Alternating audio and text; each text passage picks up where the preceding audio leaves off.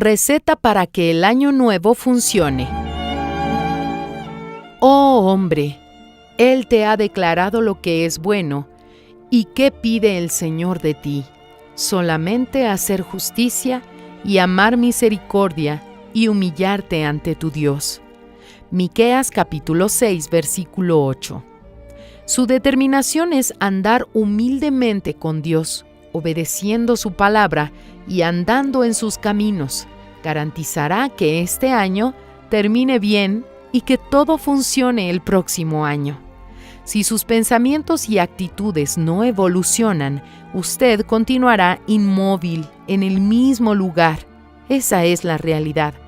En otro pasaje, Moisés detalla mejor lo que Dios quiere de nosotros.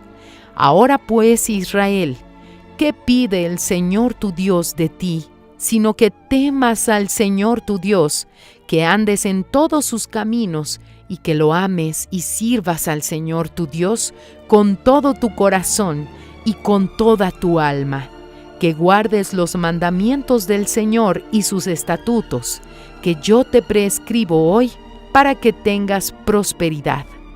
Deuteronomio capítulo 10 versículos 12 y 13. Para que tenga prosperidad, Dios no exige obediencia para dificultar nuestra vida.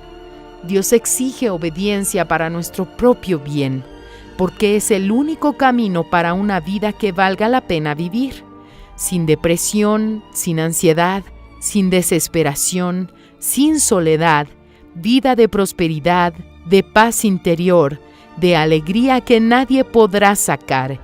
¿Quién no quiere eso?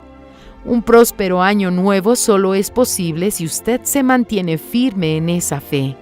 Entonces, no desvíe sus ojos del objetivo.